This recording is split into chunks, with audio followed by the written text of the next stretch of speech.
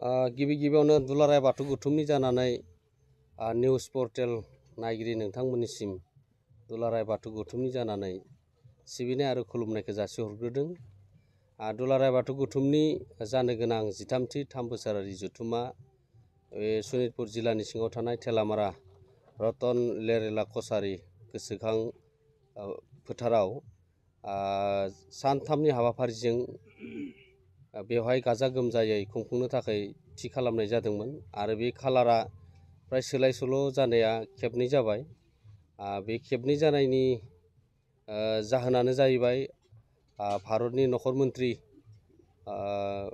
अमित शाह बिथांखौ दुलाराय बाथौ गौथुमा बे 50,000 गौमा आर'जआव बाहागो लाफैनो थाखाय हांख्रायनाय जादोंमोन आरो बिथाङा बाथ्रा होनाय लेखा जानुवारि खालारनि 2024 मायथाइनि 9 खालाराव फैनायनि बाथ्रामोन, नाथाय बेखौ फावसायनानै फैबाय थानाय जे सानथामनि हाबाफारिखौ जों एखे सानखौनो लाखिफिननाय जादों। खालि खालारा फावसायनाय जाबाय।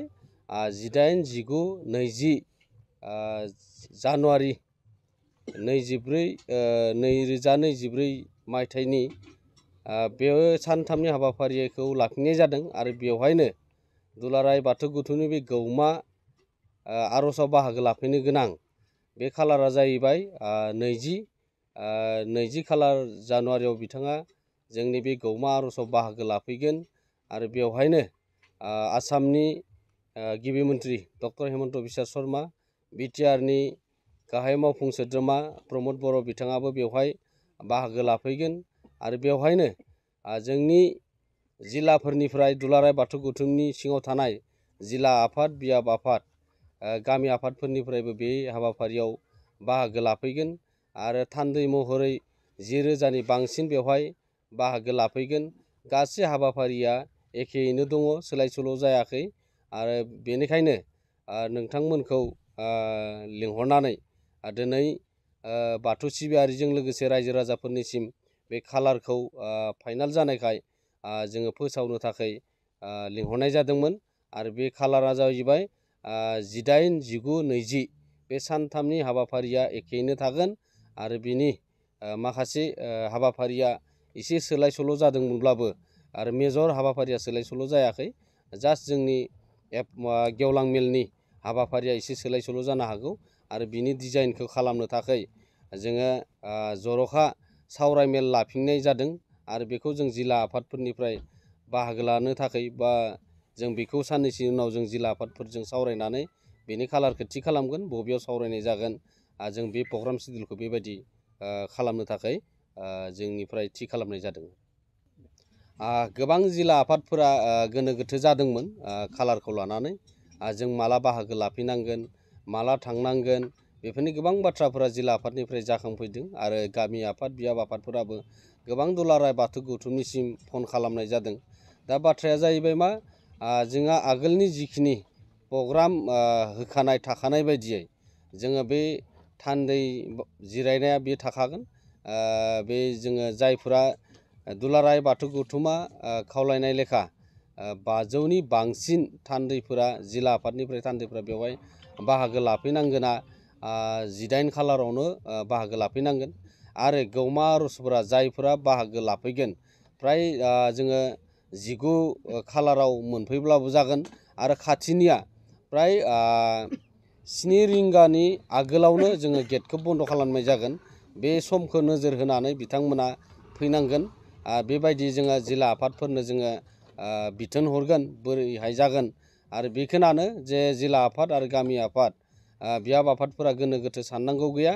जेरै प्रग्रामाव होनाय दङ बेबायदि बाहागो लानांगोन आरो बेखौनो दुलाराय बाथौ गौथुमनि जानानै रोखा फोरमायहरनाय थाबाय आरो जोङो उननि हाबाफारिखौ बा उननि हाबाफारि बे गौमा आर'जनि डिजाइनखौ खालामबाय थानाय जादों। बोरैहाय बाहागो लागोन, खाम, सिफुं, जथा, सेरजाखौ जों बोरैहाय लाबोनाय जागोन आरो बिनि डिजाइनखौबो दुलाराय बाथौ गौथुमा खालामगासिनो दङ। नै साननैनि गेजेरावनो बे खाम, सिफुं, जथा, सेरजाया बोरै बेवहाय बाहागो लाफैनाय हाबाफारियाव सिगांग्रो मोनफैनांगौ बेनि डिजाइनखौ खालामबाय थानाय जादों आरो जोङो बेखौ जिल्ला आफाद, बियाब आफादफोरनिसिम दैथायहरनाय जागोन दुलाराय बाथौ गौथुमनिफ्राय। खुलुमबाय। एसे थाद'नाय जादोंमोन अबयसे बे खालारखौ लानानै फार्स्टआव दंमोन जानुवारि दाननि 4, 5, 6, 7 अक्ट' खालाराव बेखौ फासयनानै खालामनाय जादोंमोन 7, 8, 9 अक्ट' खालार। बिनि उनावहा माने बिथां नखर मन्त्रि अमित शाह बिथाङा बे खालाराव फैनो हायैखाय बिथाङा दा बाथ्रा होफिनदो होननानै जों मिथिना मोनदों। जों मिरु गौतमनि नेहाथारि बिथांनिफ्राय, बिथां गणेश दैमारिनिफ्राय फैगौ जानुवारि दाननि, बे सोलिबाय थानाय जानुवारि दाननि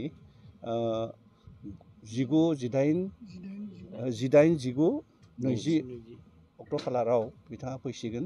ओंखायनो जोङो दिनैनिफ्राय खामानिखौ आरो जागायफिनदो। रायजो राजा जेसेबां फैगोन माने जोङो जेसेबां हायो मोजांनि मोजां खुंनानै हरनो थाखाय जों लाहार फाहार खालामगासिनो दङ। एसे थाद'नाय जादोंमोन साननैसो, खिन्थु दा दिनैनिफ्राय आरो जागायफिनगोन जों खामानिखौ, आरो गाबोननिफ्राय जुरदार माने रायजो राजाखौ लिंनानै बेयाव जों फिल्डआवहा खामानि मावनाय खामानिखौ जोङो जागायफिनगोन। आरो आसा खालामनाय जादों